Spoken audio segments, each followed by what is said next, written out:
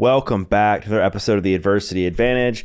I'm your host, Doug Bopst, and today we welcome the other half of the East family, former NFL athlete Andrew East. I know y'all love the episode I did with his wife, Shawn Johnson, earlier on the podcast, and I know you're going to love this episode with Andrew as well.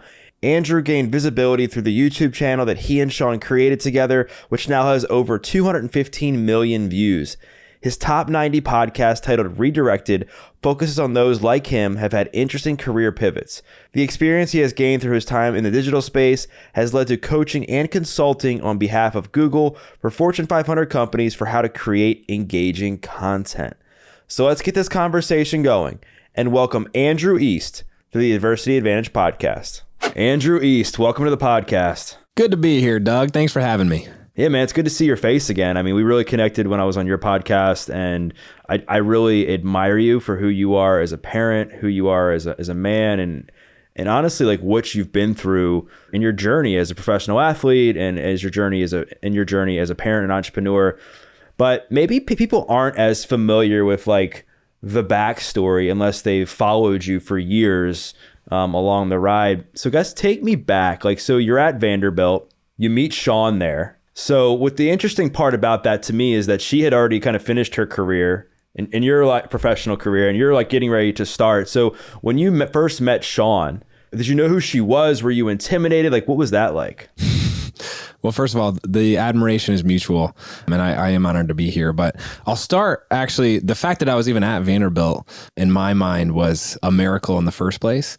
I had the dream of playing Division I football. Signing day, my senior year, came and went. I had zero offers, zero interest from any Division I school.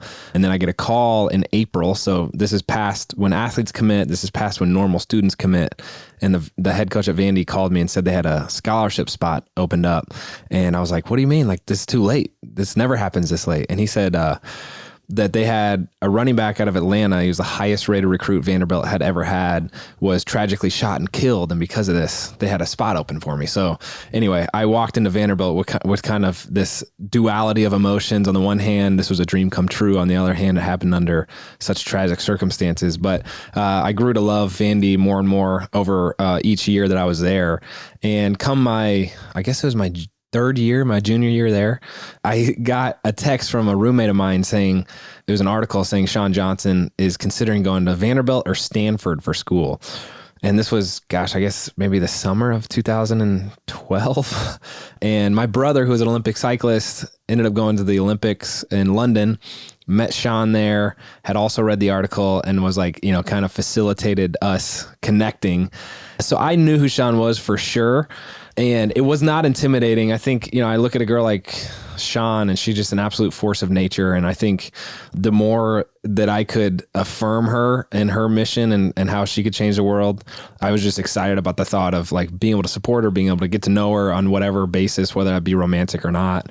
And anyway, here we are now, married for 6 years, and we got 2 kids. So things are getting serious, Doug. I think they're starting to get serious, man. You got 2 kids, you got a couple podcasts. You just started a radio show. You just started another company. I mean, I think things are starting to get a little serious for you guys. So you're at Vanderbilt. You meet Shawn, and I guess as what goes through every college athlete's mind is, I want to go to play professional football, and that was the case with you. So, like, how did that all transpire? Because people may not know this, but you were somebody that was cut after team after team after team in your career and remained optimistic along the way. So where was your heart at when you were at Vanderbilt and getting ready to take that next step? Well, the optimism was not always there. I found myself I was at Vanderbilt for 5 years.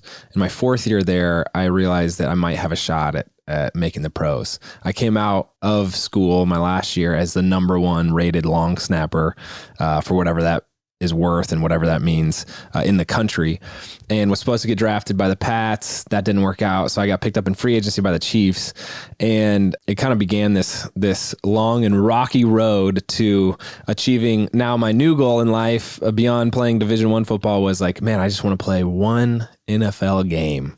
And so, I played a whole lot of preseason games, which the average Joe doesn't really care about. But as a player trying to make it, it's everything to get that film on the field. And it took me, I guess, 8 years, 9 different contracts. I played in that startup league, the Alliance of American Football.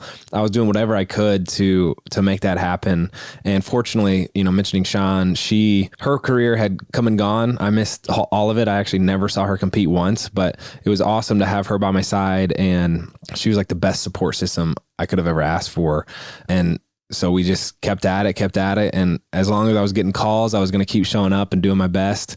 And at some point the ice broke and I was able to kind of achieve that goal 5 years later. So I feel super fortunate. I didn't dream it up that way, and coming out, doing it again, I probably wouldn't recommend that process to anyone. But I look back now and I look at the effect that process had on the things that I learned and my perspective on things. And I feel like both with me getting to college and achieving my pro goals, it's so good that I didn't achieve my goal on my timeline.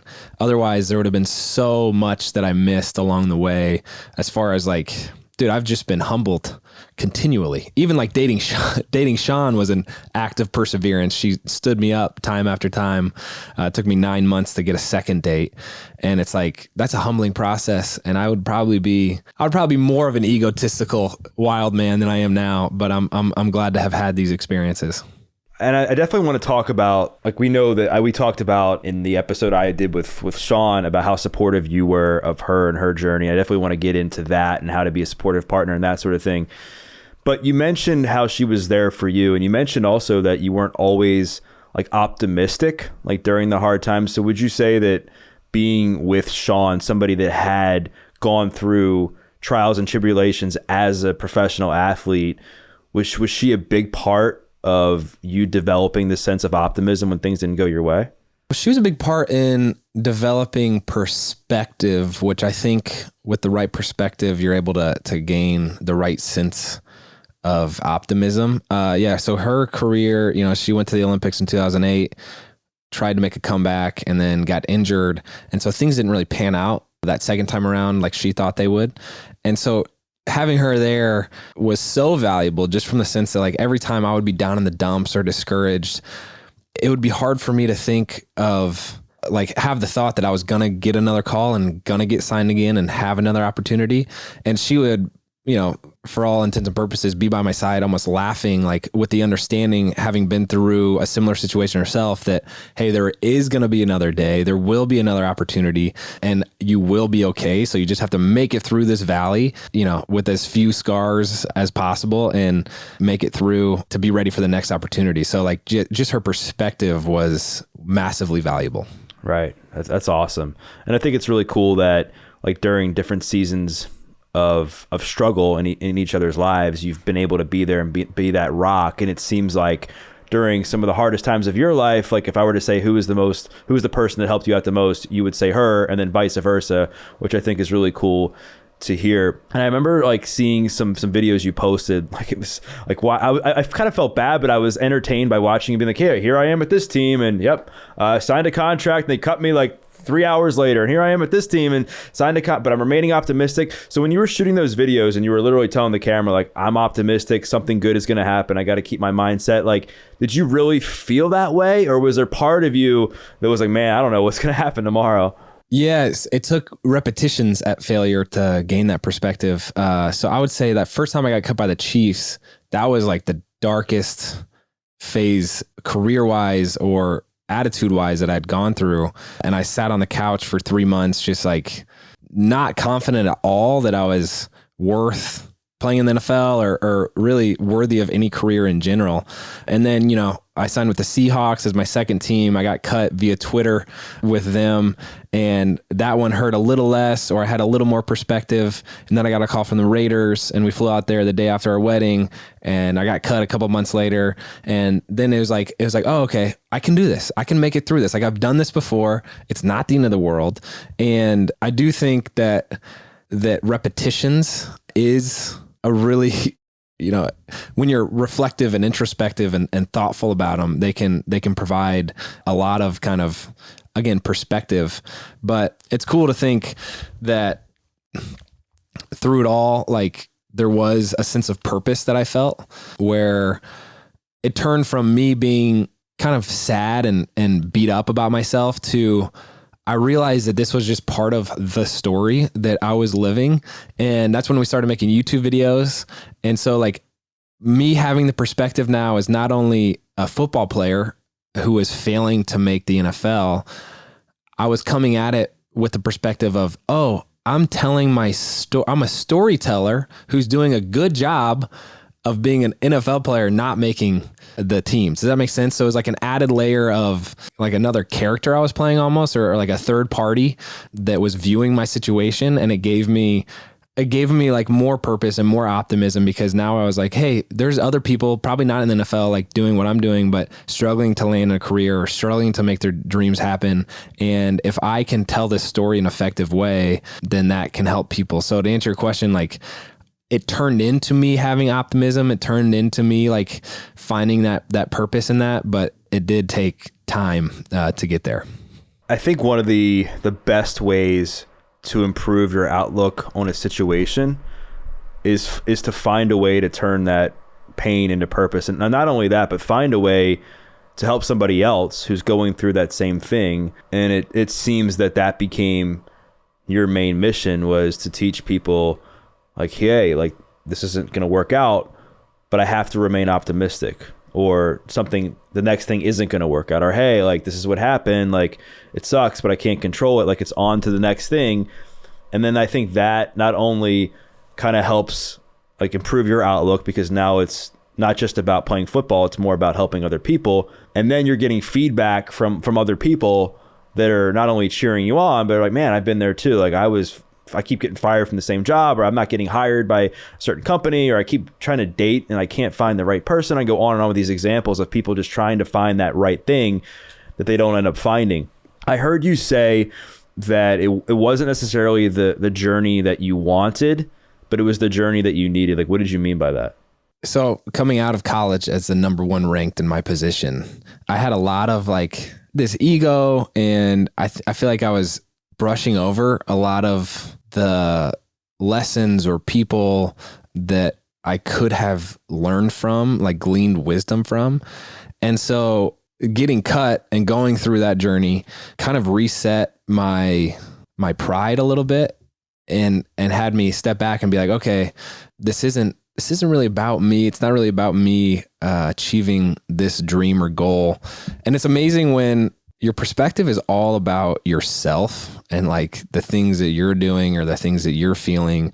It's such a tiny, tiny perspective. It's like a little blip on the screen, but by focusing solely on it, everything that you're going through gets amplified, and it's like just dramatic, and it's like empty at the end of the day. So whether I was going to achieve my goal on my timeline or not, like it was either going to be super but empty or super depressing but empty. And so the only way I could step outside of that is by expanding my perspective from thinking only about myself to thinking about, as you did with your journey, like recovering from drugs, to now you're sharing wisdom on a podcast on a frequent basis, or like helping people with their fitness and health journeys.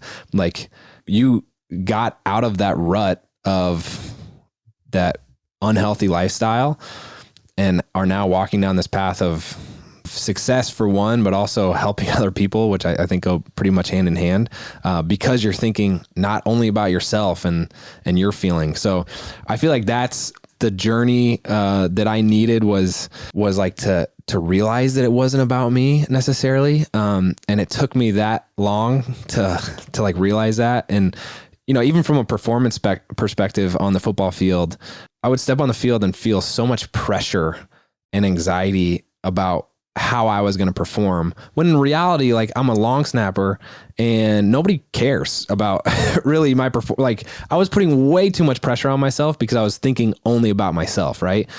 And it took me 5 years and all that time of getting cut and re-signed to like be able to not have that type of pressure applied to myself, because I was actually thinking big picture, like, hey, you know what, this isn't that big a deal. And I was able to perform better because I didn't have that stress implied. So that's kind of what I meant by that comment. I think it's so relatable to so many people that when they're able to look back at certain moments of their journey, they're able to see, like, even though at that time they didn't think it was something good in their life, that now looking back, you're like, oh, now I can connect the dots and see how that has helped me here. Now I can connect the dots and see how it led to this opportunity, or maybe to help me work on this character trait that's helping me now to be a better spouse or parent or whatever. And one of the big qualities that I see in you, and I've said this to you numerous times, is that you're really good at being supportive as a partner, which I think is an art. And you had to support Shawn during some challenging times in her life, and also support her during the challenging times that you both went through together during the struggles with pregnancy and that sort of thing. So like if somebody were to say to you, like, Andrew, like, listen, like, I'm really struggling to support my partner. I don't know where to start. They're struggling with addiction. They're super stressed out with work. Like, what are a few things that you think are just non-negotiables that you've learned in your experience with supporting Shawn for somebody to be a supportive partner? I would start with, I think there's something to just sitting together and like listening to whatever the other's willing to share, asking questions based off of what you're understanding them sharing and what you're understanding them going through. And like that process, as unexciting and uneventful as that might be, leads to such a great amount of understanding of and empathy of where the other person is.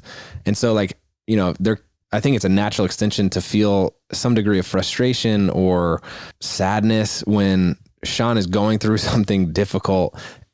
Her response is not to like, you know, really clearly communicate her feelings and like talk about how difficult it is. It's not that, like, and I feel like very few people are able to step back and be like, hey, sorry, I'm going through a tough time and here's what I need. Like that type of emotional maturity is kind of just hard to come by. So sitting together and just being together in order to build empathy and build some sort of understanding, I think is a good place to start.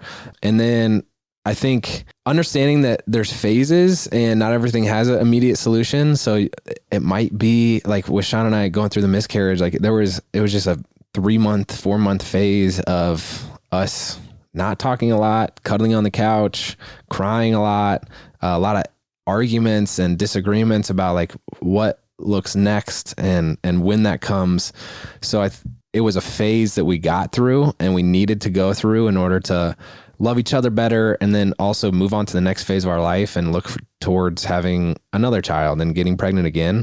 So I would say like having that perspective, and then doing whatever you can just to make the other feel loved and appreciated and that you are there, whether that's, I guess this is probably where the love languages come in. The 5 love languages of like, you know, buying Shawn flowers was like this little olive branch that I would extend.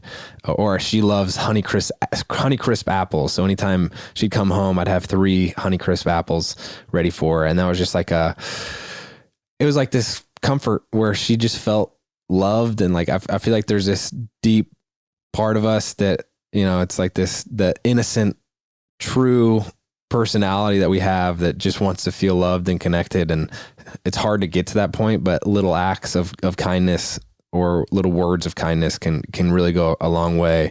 And then you'll slowly start to melt the ice and go on to the next thing. So that would be where I'd start. That's a great answer. And I think the other thing too is that I'm sure there's like an adjustment period where you're kind of learning as you're getting to know each other, like what works and what doesn't work when your partner is struggling with conflict. Because I think what happens in many cases is there's extremes. There's the person who just wants to fix it and try to do whatever they can to make all the problems for their person go away like immediately, and that clearly obviously doesn't work. And then there's the person that just doesn't know what to do and just they don't do anything, and they're like, I don't know what to do, so I'm not even going to try anything because I don't want to like make things worse or whatever. And I think taking these first steps, like you said, is super important, and not making it about like just you and like trying to learn and listen like what the person's actually going through, and knowing that just because they're not quote unquote themselves at that time doesn't mean that they are leaving you or it has anything to do with you personally. It's just somebody's going through a hard time, and it's just human nature to feel that way. I want to go into like that part of your journey where like you're not seeing the light when it comes to like your football career.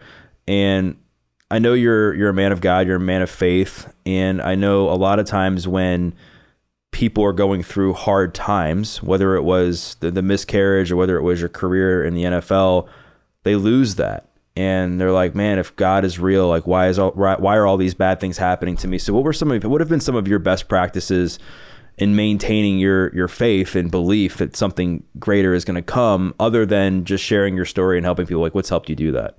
Man, that's the biggest thing that helps provide perspective. And again, I feel like it's kind of just a timeline issue of asking the question, why are bad things happening, is such like an immediate response to have of like, oh, why did I get fired? When in reality, it's like, okay, well, if you take a step back and look at it, what did you do well? What did you not do well? Where did you struggle in this job? And why might they have fired you? Like do a little self-reflection and like be honest with yourself. What didn't go right here? Because there's probably a reason. And then now you have like this filter and this third party to run that through for the next step that you go through. And I feel like my faith got me, I wake up every day and I try to say the same thing at the start of every day, which is, this is the day the Lord has made. Let us rejoice and be glad in it. God is good. And then, there's another way to do it, but Shawn and I have morphed it into our own thing where we'll say, God is good. God is great. And it's like, it just, no matter if it's waking up the day after getting cut, waking up the day after getting signed, or waking up to a crying baby, it's like this a reality check of, all right, there's going to be stuff that happens today, some that I planned, some that I didn't plan, but through it all, there's something to learn. And that's kind of the effect of faith for me, is like this understanding that I'm put here with a purpose. Like I was created in God's image. And that being the case, like if you think about that statement that we're all made in God's image, there's drastic ramifications that come from that. One of which is the understanding that you are here for a purpose. You were made for a purpose and you can make an impact. Like you're here to create something, whether that's a company or a family or a new idea or a book, whatever, like a podcast. You're here to create something that can positively impact other people. And so like there's a purpose that comes from that, and like an inspiration. And then on top of that, there's a timeline issue. So, that kind of makes my faith seem fully selfish, which it isn't. Like, there's so much of the sacrificial side of things that comes as a result of the faith, but that's kind of the effect that my faith had on that time of my life where I wasn't achieving what I wanted to achieve. Does that make sense? For sure. And I think that's that's a relevant point for people to know whether they're believers in God or not, really, and that faith doesn't necessarily have to be religious in the sense where like you just have to know that even like you have two choices, right? When you're in that dark moment, you can think that life is crushing you right now and things aren't going to get better, and you stay like shackled in that same dark moment, or even go backwards because you're like, all right, I'm just gonna burn the boat because life's not going to get better anyway, so I might as well just go back to those old friends. I might as well go back to doing drugs or whatever the case may be. Or you can lean in and say, all right, like I know that life's hard right now, but I've also gotten through so many other hard times in my life, and even though I can't see it, I'm going to just keep walking forward and believe that something great is going to happen. I don't know when, I don't know how, but I'm just going to keep freaking going. And that's the important thing, I think, for people to remember.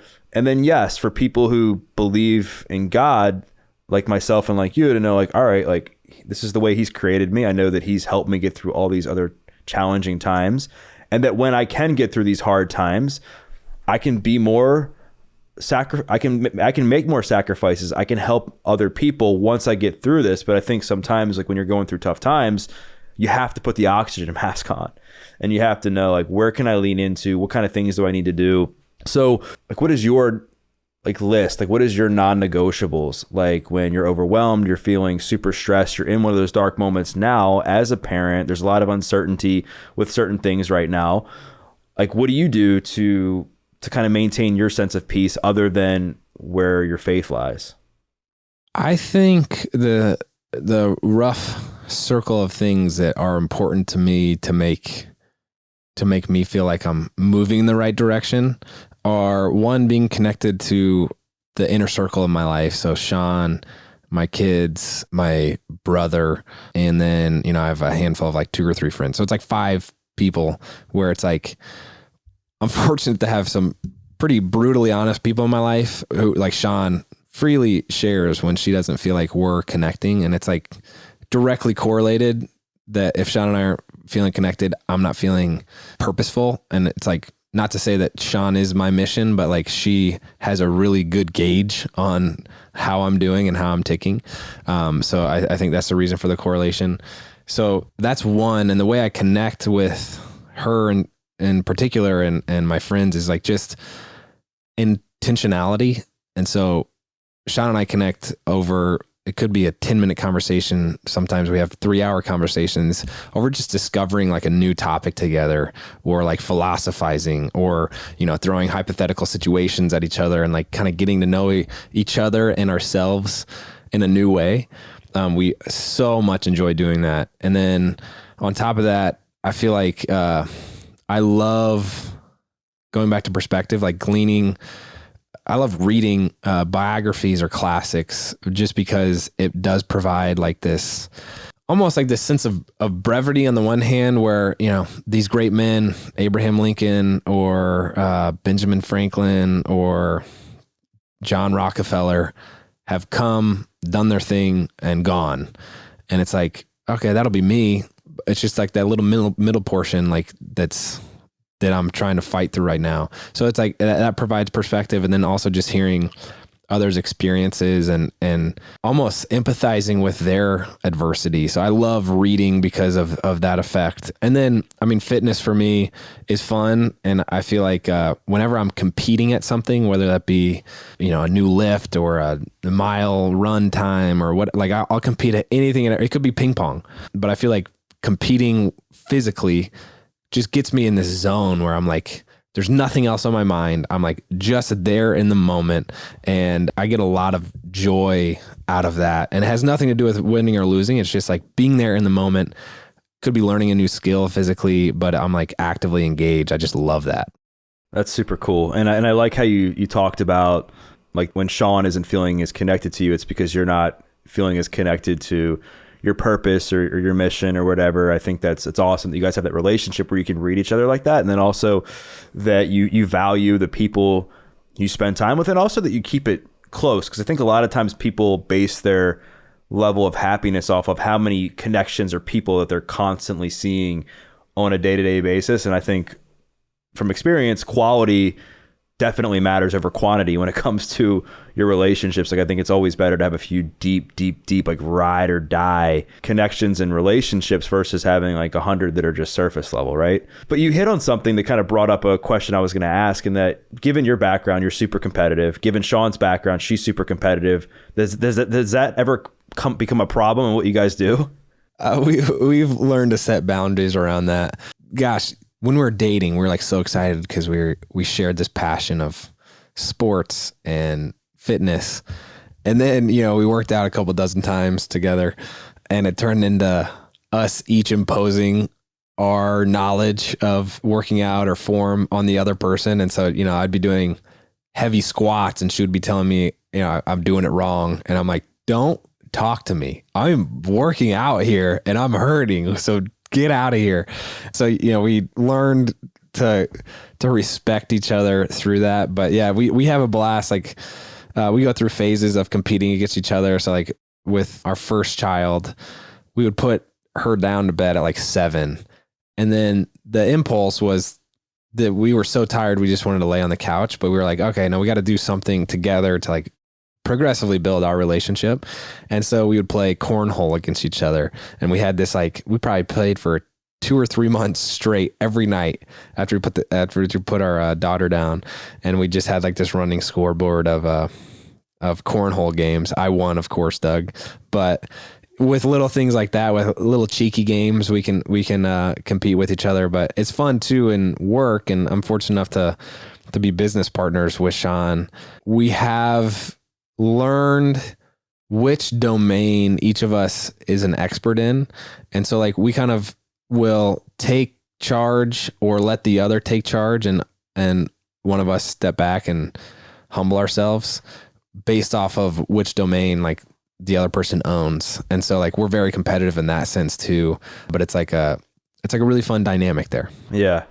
That's funny. And I think you've mastered like the one thing that I've heard that gets in the way of couples doing businesses together, and that is like creating like boundaries and what like your level of expertise is, what her level of expertise is, and how you guys can kind of blend that together instead of, because I think there's competition that can be created within that if, say, you both are trying to work on the same part of the business, and then you guys are both going back and forth on like what's right, what's not, where now you know what you focus on, you know what she focuses on, and then you guys can just kind of come back together at the core of the mission to help align those silos. And I think it's still cool that you're able to have fun. Like you mentioned the cornhole experience that still like allows you guys to be yourselves and that you are competitive in nature, but it doesn't get in the way of your relationship. I want to go deeper into competition.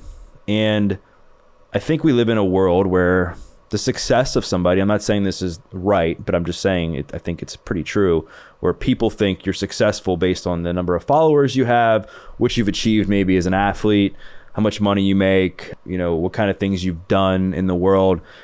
And I guess for you, when you start dating somebody like Shawn, who has some notoriety, has accomplished a ton of things, was there ever this level of like comparison when you were going through like your NFL career, or even as your journey early on as an entrepreneur, like, man, like she's so much better than me or whatever? Like, was there any of that? Oh, you know what, man? I've never had that thought. I've never had the thought of if that existed in me. And I feel like I'm super fortunate to be in a position. But don't you agree that does happen? Oh, 100%. And I feel like I'm so fortunate where it was so very clear that Shawn was just better than me athletically. She was better looking than me. She was more funny and more appealing than me, where like and this isn't self-deprecating. I honestly, I just feel like my wife's the greatest. It was never like because the disparity was so large between her and I, there was never like this sense of jealousy in that regard.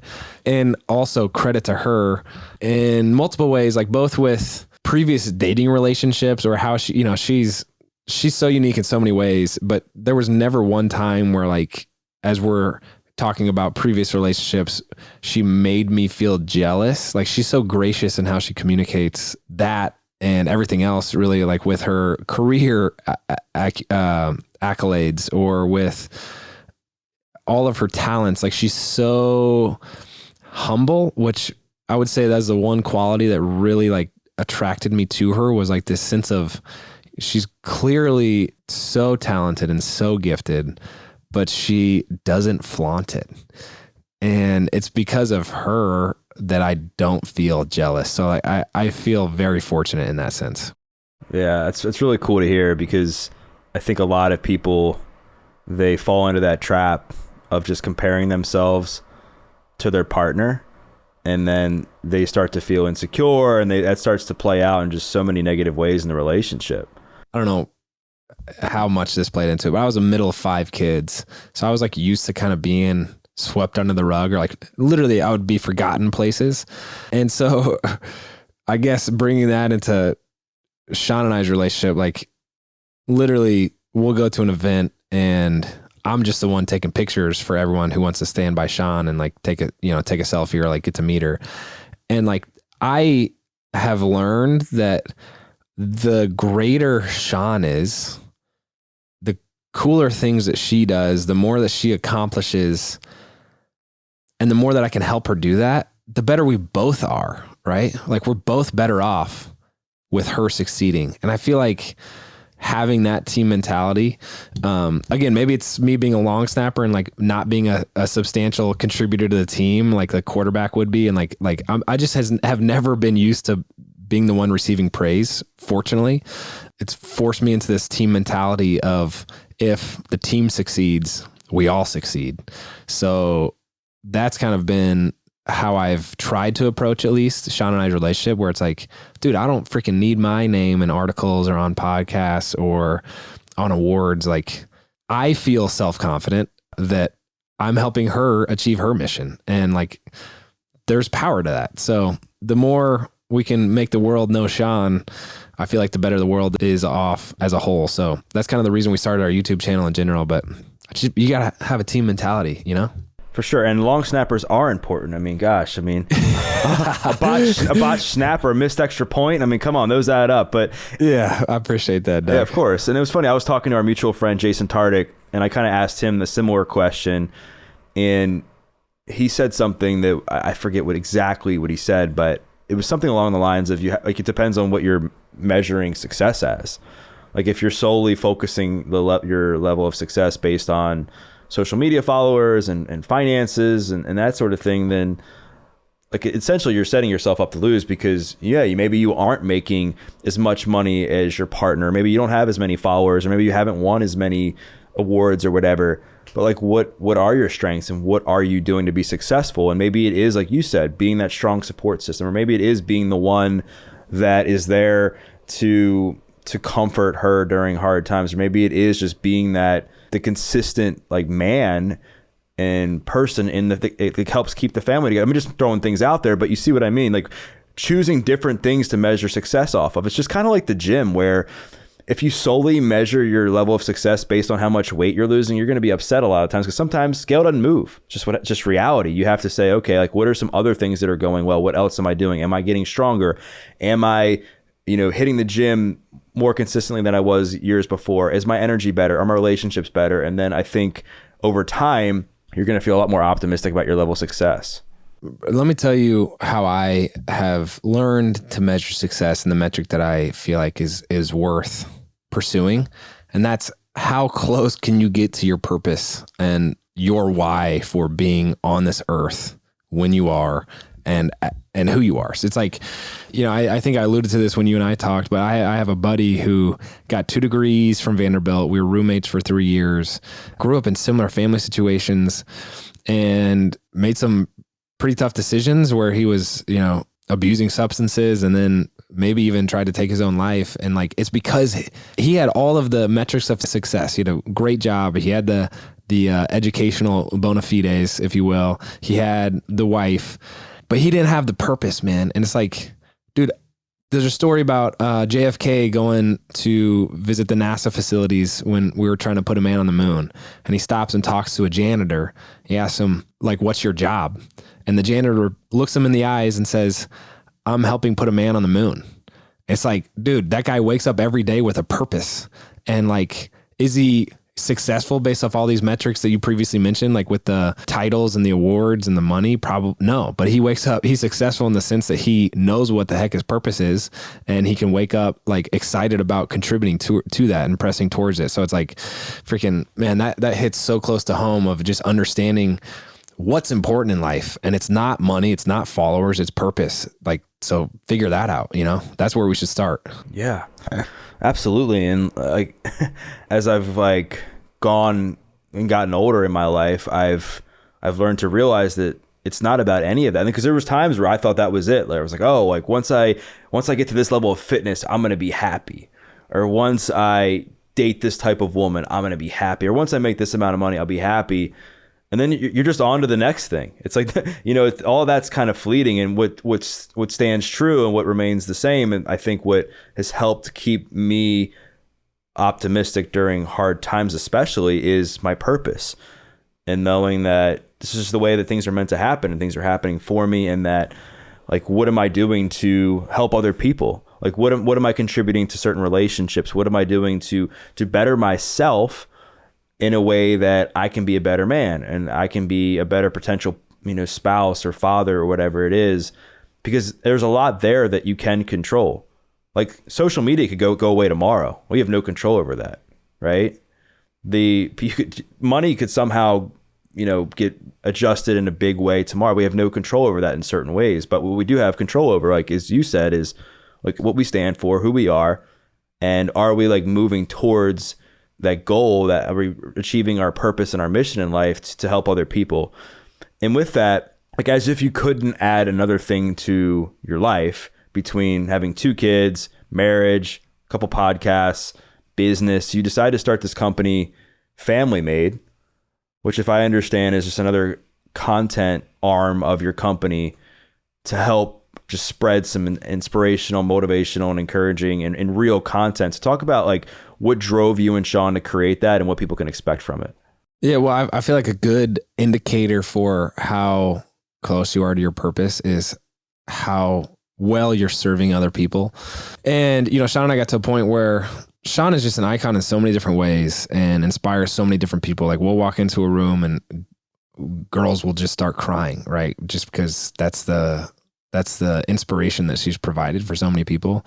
And so as we've gone from sharing our athletic careers to sharing our dating careers to now sharing our family experiences, there's been a lot of interest and a lot of buy-in from a lot of different parties. And, we spend a lot of time trying to share our story in a way that other people can connect with, be reflective on, and learn from, and then also share their stories through. And we find purpose in that, right? Like we get so many messages, so many emails from people who say that like, I'm so thankful that you shared this because I'm going through it too. And I didn't know how it was going to end. And you provided encouragement, or that was a really helpful tip, or that product like changed my life. Right. And so we are on camera 6 hours a day filming, we produce 5 different shows now. And we can't do any more ourselves, but we realize that Shawn, being the icon and the person that she is, we're kind of in a unique position to create this overarching brand to be like this. I'll liken it to the Barstool Sports of family lifestyle content, where like, the values and the tone that Barstool has, and they have 90 different shows that all fall under that, but share different stories within, right? And in a way different way, obviously, than Barstool, we view Family Made as having that capability of having one set of values, one set of kind of tone and messaging that is shared through different stories, different family situations, through people who are adopting, through people who have been married because of whatever, like married and remarried because of whatever situation, people who couldn't have kids, and like helping people share this message in a number of different ways. But we can't be the engine that keeps creating all this content, but I do feel like we can create this resource and this hub for helping other people permeate their message throughout the world in an effective way. So that's what we're really excited about. And our goal is to just celebrate families. And, in this world of polarization, and there's, so much partisanship and so little that people agree on, I feel like family is the one thing where everyone has empathy towards. And, you never saw a CNN or Fox News article about a senator or congresswoman missing a vote because they had birthed a child, and people being critical of that. But it's like people inherently have this understanding that like family is important. And I feel like if we can unite however many people through that one commonality, like then we'll have left the world in a better place. And that's our dream. So first of all, I think it's super incredible and amazing what you're doing, because I think it's needed for people to share their stories of inspiration and hope to help other people. Is it going to be a way where, like, in a sense, where you and Shawn are sharing different stories from your family and then almost uploading different stories that are submitted into a portal onto the site? Or is it going to be more like, I think of it more as like Dave, I don't know if you're familiar, or I know you're familiar, but I don't know if you're a big Dave Ramsey guy, but like the debt-free scream, how these people go in, they share their debt story, and then they like, I'm debt-free. And then that kind of goes up onto his site. Is it similar to that? Well, it's similar to the Dave Ramsey model, similar to Barstool Sports. There's a couple media like Betches. There's no shortage of kind of media conglomerates, with the concept being Shawn and Andrew and all the shows that we produce and are on camera for are just one of dozens of different talent under this Family Made umbrella. Just like Dave Ramsey has Ken Coleman, he has Rachel Cruz, he has himself, and has these different talent-led shows where he's not producing, or he's not the on-camera guy for all of those.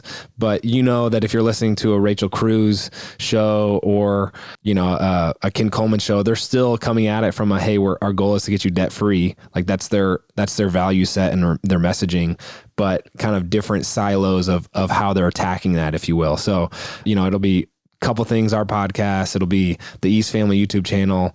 It'll be our, the Over Easy with the East show, as well as bring on other talent who are creating podcasts that we're not necessarily on camera for, but we're distribution partners, we're monetization partners, and we're production partners on, because I feel like there's so many creators in the world. I was just reading a stat. I feel like I think it said 60 million people are creators, and there's like 20 million that consider themselves full-time creators. But one thing Shawn and I have been fortunate to do is we're in it long enough. We've been doing it for 6-7 years and I come from a business background where we've built systems and teams that can help scale and do things in an efficient way. So like we have a team of editors who handle, one handles podcasts, one handles short form, one handles just YouTube videos. And each of those platforms has a different stylization to it.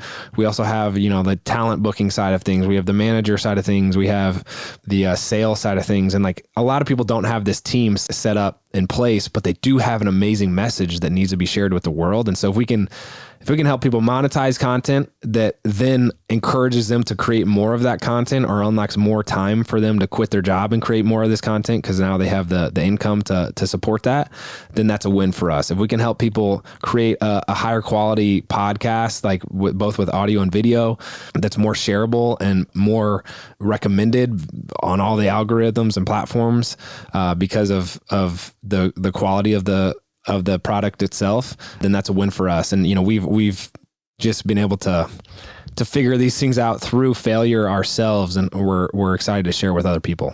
So it's like a media conglomerate. So you're like almost going to be a media network that helps to host like talent shows, that sort of thing. But what I think I like is that you said you have like this one core theme of the network, and that way like there's different values that are being trickled down through what you and Shawn and believe in that are being trickled down to the people that are associated with the network itself. One of the challenges that I think a lot of people face is balance.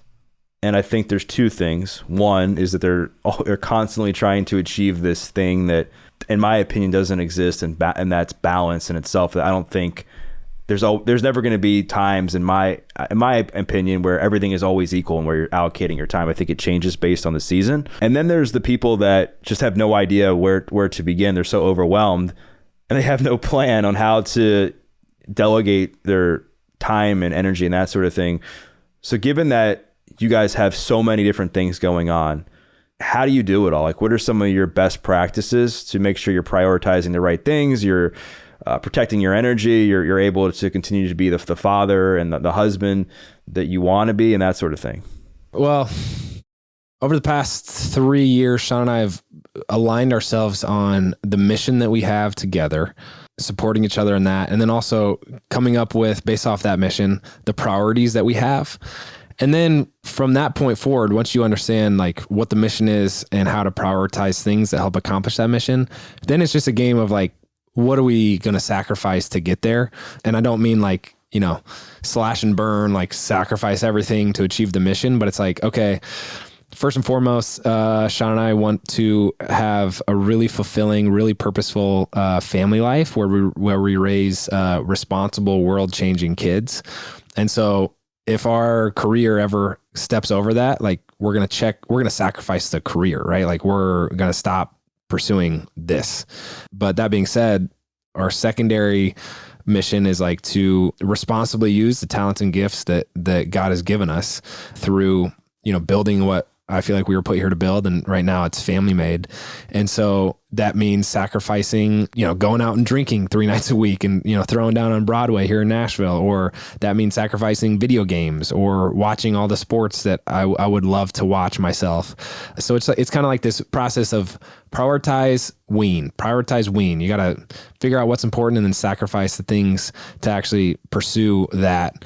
And I feel like I've been so fortunate to have mentors in my life that have helped me gain perspective on how to do that. Where like one thing, I was always big in setting goals, but I had a mentor challenge me to actually to create a vision board and do that with Shawn. So do that with the most influential person in my life and the person who actually has the biggest say on whether we achieve those visions and goals or not.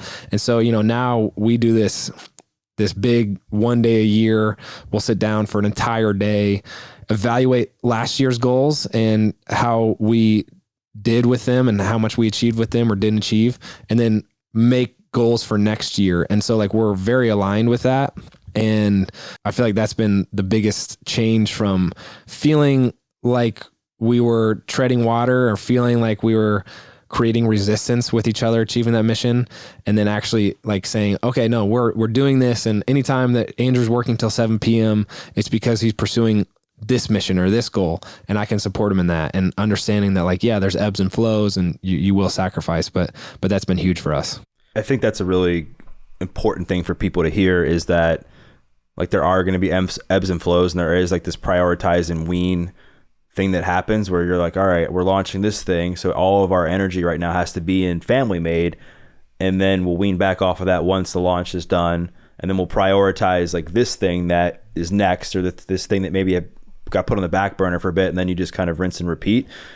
And I think that's just important, because I think what happens is there's like, again, it's like extremes. People are either going to have no plan, not do anything, or they're going to try to achieve everything, and neither one is going to work long term. I want to go back though, because something that I'm intrigued by, and I don't know if maybe you've talked about this, maybe you haven't, is when was the moment you knew you were done with football and that you wanted to go into business with Shawn and create this brand? Yeah, well, I feel like that piggybacks off your last point of not knowing what we were going to do, or people not knowing what their mission is.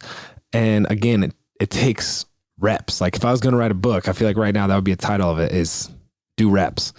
And that's why Shawn and I are huge fans and advocates of marriage, is because it has such a unique structure to the relationship, with the spiritual side of things, with the contractual side of things, where it's like you have the freedom to get reps, to make failures, try again, and hopefully someday succeed. But like, I feel like that's a unique thing that athletes experience, where, you know, unless you're Tom Brady, you're not going to be playing sports when you're 40, right? Like it rarely happens. Shawn retired from professional gymnastics when she was, 20, I guess. And I got my career checked when I was 24. So like it happens earlier in life, this need for a career shift or shift in passions than a lot of other people go through. And I feel like the longer you do something, the harder it is to transition out. And so that's why, like, you know, when you're a 35-year-old dude who just finished playing 13 years in the NFL, it's kind of hard to find your footing. And like, there's just some mental side effects, there's career side effects. And anyway, it took Shawn and I reps, where Shawn was in this weird limbo after retiring, where she was doing the speaker circuit, crushing it as expected, but didn't really see a long-term play. And I was laying on the couch again after that first time being cut by the Chiefs, where I was like, dude, what do I do? Like, dang, I don't know what I'm good at except for playing football. And you reach this point of desperation where I feel like you can go one of two ways, where it's like either you walk down that path of sadness and like depression of like, oh man, I can't do anything well, or you take one step at a time doing something, like getting involved in volunteering is a good place to start. Or, you know, for me, I stumbled into watching this series of YouTube videos of how to edit videos. And so then I started building a passion and interest for it.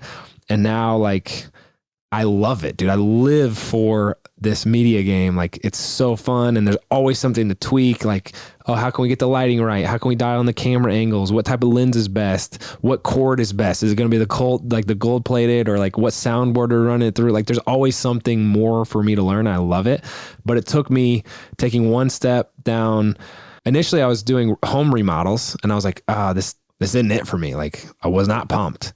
So then I was like, okay, well, I'm going to do something else. And then I was doing two things along with home remodeling, where I was involved in like this angel investor, and I stopped home remodeling. So then I was just doing that one thing with the investor. And then I was like, oh, you know what? Like, I don't really feel like this is it either. So I started doing something else concurrently while doing work with the investor. And then I dropped the investor. So it was always like me trying to pursue a path, but walking down a path regardless. And I feel like a lot of people can get discouraged, as I did for that first 3 months, and not do anything. Like, they pursue inaction instead of action. And you just got to do something, bro. Put your best foot forward, learn something. Then you'll meet someone who will help you learn something else. And then all of a sudden you're building positive momentum. And you're like, oh shoot, like this gets me pumped up. And like, I love this community of people. And like, I could see myself pursuing this career. And then things just start happening. It's exciting. Absolutely. And I think so. And I think the last question I want to ask you is this, is that you mentioned that there's millions of people that consider themselves to be creators, right? And I think that's a trend right now, is that people are posting all day, every day about their life, their family, and everything else. And I think that you and Shawn do a really good job at having variety, like posting about the hard times, posting about the good times, posting like real life of what it's like to have 2 little kids, what it's like to travel, like all the things, right? So if somebody were to run into you at a coffee shop, somebody were to run into you on Broadway and they were like, man, Andrew and Shawn, or like, what advice would you give them if there's somebody that's looking to become a creator, somebody who's looking to document their family life on social media? What kind of things would you say to them? I feel like I would start where many business mentors of mine have started, and family counselors have started with me, where it's like, write down your core values, and your core values are an indicator of who you are and what you're about. And then all the content that comes thereafter is a natural extension of that core value set. And it's like, so many people are just creating content based off the latest trend. And Shawn and I went through that phase when we first started, and it was like empty, it was purposeless, and we weren't differentiated in any sense. But then we started figuring out what we were about. And when you do that, you're naturally going to be different than what other people are about. And so like having that explicitly stated or written down drastically changes the direction of how you speak, what you speak about, and everything that's involved in whatever you're doing, whether it's a piece of content or a business. Like, that's your purpose of, hey, here's who we are, here's what our mission is. And then people can buy in. Like if they share that, then they'll buy in.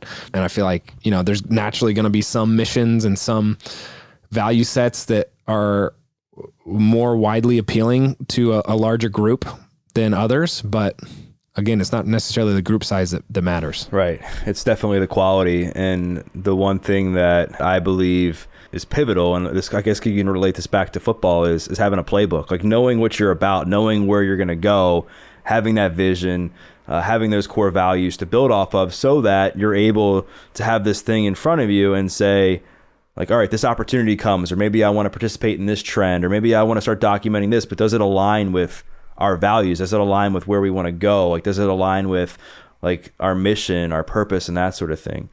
And I could spend hours talking to you because I just think you're so easy to talk to, and I think we get along really well. But for the sake of time, I think this is definitely a good place for us to pause. And I appreciate your time, and I appreciate you coming back on. So if people want to learn more like about you personally, or if they want to check out Family Made, or even some of the other things that you and Shawn are doing, like where's the best place to do that? You can find me at Andrew D. East. I think my wife is cooler than I am, so you can find her at Shawn Johnson. We're the East Family on YouTube. We have a podcast called Couple Things, and we have a lot of fun on the internet. So hope to see you there. I will make sure to include the links to all those things in the show notes. And Andrew, once again, thank you for your time. And for those listening, what I'd like you to do is to share a takeaway.